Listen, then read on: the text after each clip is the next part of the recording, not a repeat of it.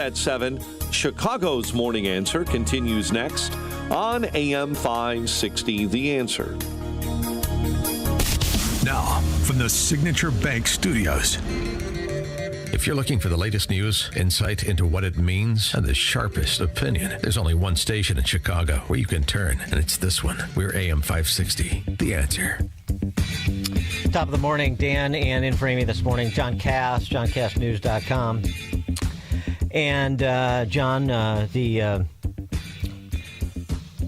debate over USAID, now folded in the Department of Education, rages, and I do mean rages, over the weekend, last week into the weekend. I'm sure it will continue into this week, and all of the DOGE work for the remainder of Trump's term, because this is how tied the political ruling class in D.C. is to the way things have always been. And that, of course, includes the D.C. press corps. And I thought this was really precious over the weekend. Eugene Daniels is a White House correspondent for Politico. Right. And for some reason, he had one of Susan Collins' suit coats on. I don't know why. He's a man. He had a little brooch on it as well. But anyway, Eugene Daniels on the alleged waste and abuse at USAID. I think when you have a bunch of humans doing one thing and the bigger the organization gets, there's always going to be something that is missed. I think what we have not seen... The show, for instance. Exactly. What we have not seen from Elon Musk or this administration is any evidence of all of this abuse that they're talking about, right? Right? Like they say they've gone in, they found all of this waste that has been happening. We haven't seen it. We haven't seen any waste and abuse, according to Politico White House correspondent Eugene Daniels, an employee of a publication that received $8 million in subscriptions from USAID. And now they're screaming, they weren't subscriptions, they were just payments for what? A service that we run. I don't know what. Okay, look, you could call it a subscription. You could call it a service. Eugene Daniels hasn't seen any waste, but he's, I mean... Back in the day... You want to talk about self-dealing. We always talk about politicians self-dealing. How about members of the press who self-deal like that, nakedly? Go to the Tribune and look at them. You have to see a documentary that was done years ago when I was a child, and I was thinking about becoming a film director. One of the things that we watched was a documentary on a madman lunatic asylum called Titicut Follies. I don't know if you ever heard of it, but basically they did a whole documentary about a song and dance talent show by the lunatics. And I think that reminds me most of the Washington press corps right now. Well, here's the thing. Eugene Daniels and the Washington Press Corps are just going to characterize money for dictators, money for transsexual workshops in some sub-Saharan or South American country, the DEI musicals in Ireland, and so that's not waste or abuse, John. What that is, and no, this is important because this is the way this is the way they are spinning it. That is an expression of America's soft power. And let me tell you something, John Kass. Bro. Yeah. America either uses its soft power through these foreign distributions, or we better buy more bullets and enlist more men because we're going to have more wars. The DEI musicals in Ireland and the trans operas in Colombia and all of the rest of it prevent war. And this isn't me saying it. This is no less an authority than Delaware Senator Chris Coons on Michael Smerconish's show over the weekend. This is, but you got to hear it, and then we're going to get your brother to respond to it, because this is the substantive, diplomatic response. Hey, this is serious. Okay, you want to have your jokes. These are troglodytes who don't understand what we're doing. We're playing this chess game in the world, and we're using soft power to express America's interests throughout the globe. Is funding Sesame Street a judicious use of soft power? Well, Michael, the way you put it is the way I hope folks considering your poll today will think about it. This isn't just funding a kid show for children, millions of children in countries like Iraq.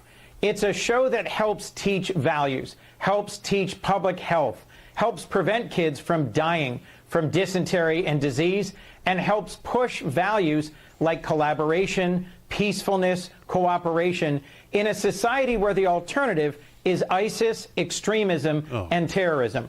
And to your point, it's pennies on the dollar.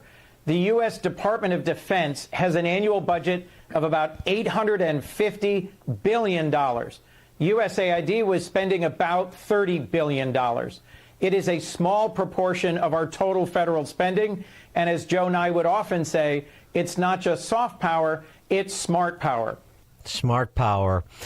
For more on this, let's bring in Nick Kass. He served the U.S. government for 31 years, retiring in 21. Most recently, he was Deputy Assistant Secretary of State, Director for European Affairs, and Director of Intelligence Programs at the White House and National Security Council.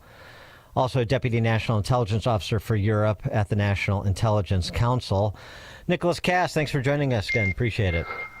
Hi, Dan. Hi, John. How are you guys doing today? Good. So before I know we want to talk about Romania because there's some breaking news there, but before we do that, can you just address this soft power argument that's being made by, and again, many on the left, as we talked about on Friday, used to be big critics of USAID and the underwriting of terrorists and dictators that they previously did. That this was not a proper use of soft power. This was not smart power. They're taking a very different posture these days with Trump in the White House. But the whole soft power argument. Yeah, I mean, it's as a professional, I would be ashamed of myself for saying something like that. And I think maybe in the back of Chris Coons' mind, he knows how ludicrous it is and how foolish it sounds. But the idea that waving the rainbow flag from U.S. embassies in Eastern Europe is going to promote American interest and counter Russian influence, for example, is about as foolish a thing as you could possibly imagine. And if you look at it in terms of what AID has been doing in spending and what the actual situation is on the ground with us, I mean, our influence has been declining in a lot of ways across the board as AID funding seems to have increased. So, I mean, there's a reverse correlation here. Maybe that would be something that people would want to start looking at. It's not wrong for America to want to promote its views. It's the kind of views you promote, and whether or not those views are actually things that are going to make people more willing to work with you or alienate them. And I would say that we've seen a lot of examples that were listed that seem inconsequential in the grand scheme of things. Regarding AID's funding for all these radical programs. Well, have impact. They have huge impact. Yeah. It's just they're always so hyperbolic. It's like the Iraqi version of. Or the Iranian version of Sesame Street, or whatever it was, the Iraqi, doesn't matter, both. I mean, if it was an Iraqi version, it would have prevented the rise of Saddam Hussein. If it was the Iranian version, if we had gotten there earlier, they wouldn't have underwritten the October 7th terrorist attack in Gaza. I mean, it's just over the top. It's like, here's what we're trying to do on a very small scale to have some impact, to start a conversation. That's fine. But they're just so over the top with their self-importance and the and evidence-free in their presentation of the support for this sort of spending. Well, the reason why they're doing that is because the target really isn't the people that they're cultivating or working with overseas. The target is the American audience. As a matter of fact, what I find interesting about this whole AID spending spree and the program that they're spending it on, the way they're working with NGOs and media in foreign countries, is that this is intentionally designed, in my opinion, to create blowback. Now, if you look on CIA.gov, you'll see that blowback is something you don't want. It's an unintended consequence of some actions that you're taking, right? I think part of the game here is to actually promote blowback such that it influences the foreign policy and the spending debate in Washington, thereby preserving the autonomy of this organization and its funding. Mm-hmm. So you create, it's a self-licking ice cream cone. As a matter of fact, you know, I wrote an article about this in a kind of a case study with respect to how the United States is supporting a terrorist group in Syria that we call the Syrian Democratic Forces, right? It's supposed to be the anti-ISIS. Well, these guys are a bunch of Marxist thugs. And we are setting up a situation by not admitting that, where we are using AID and other organs of the United States government, NGOs, et cetera, to basically promote the creation of a PKK state in Syria that then gets buyback or gets reported back to the United States and is used to continue to encourage people to do this. Why is this that important? If we're concerned about fighting terrorism and bad guys in Syria, then maybe Marxist terrorists are not the guys to use in a country where people are predominantly Muslim and very serious about their religion, regardless of, I'm not talking about the extremists, I'm just talking about regular people. But the importance of it for Washington is that it justifies the continuation of the policy, despite the preferences of the President of the United States. And I was at the White House in 2019 when Trump was trying to reverse that, and maybe we'll be doing that now. The reason why I bring that up is not to talk about that issue, but only to explain how it is that this self-licking ice cream cone is manufactured, and you get buy-in, you get these people who are grazing at the trough. They will do and say anything in order to keep this going. And Chris Coons presumably is reflecting the interests of NGO constituents who are funded by the United States to be saying this.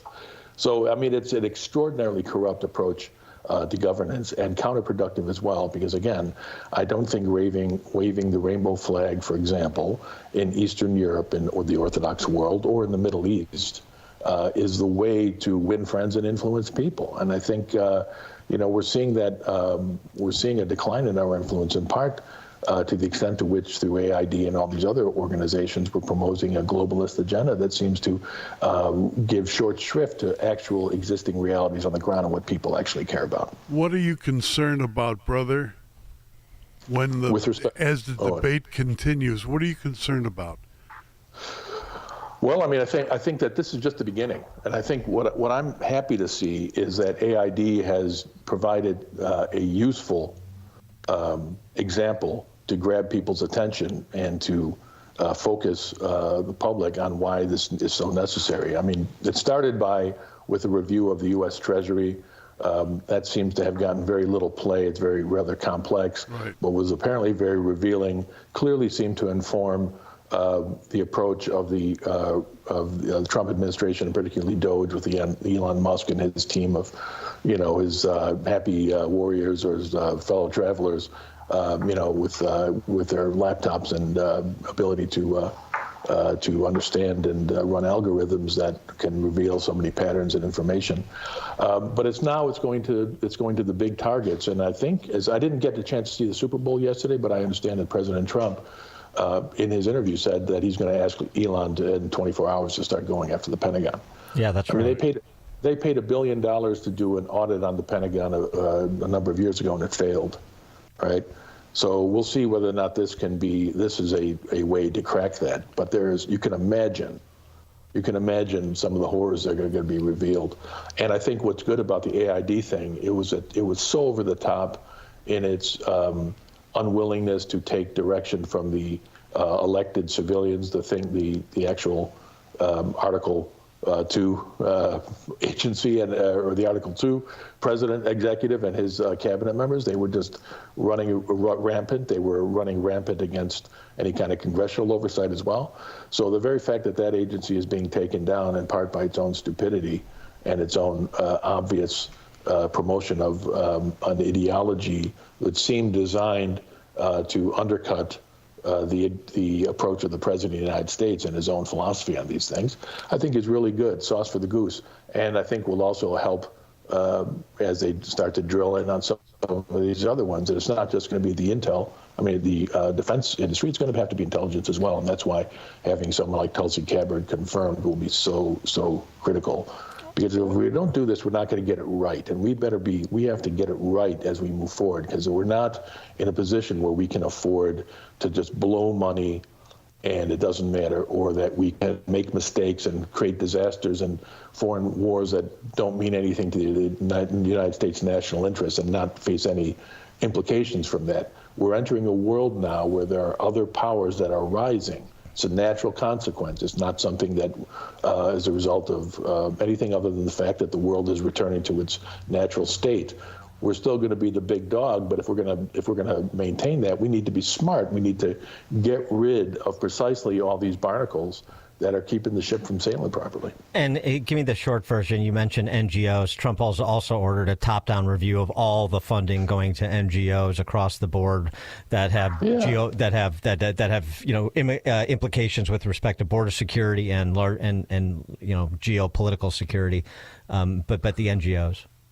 Yeah, well, a lot of as I understand it, on the border, it's a lot of these NGOs were doing things like, providing gift bags for illegals coming across the border. I think you want to send a different signal, and you don't want to necessarily give them gift bags to make their lives easier as they flaunt U.S. law. With respect to NGOs on other issues, what you don't want is to create, by funding NGOs, a permanent feedback loop whereby these NGOs are now empowered to come back and argue for a particular point of view, which may not actually be in the interest of the United States or reflecting the policy, whatever that policy is, of the President of the United States. And that's the key. We've allowed this sort of thing to happen.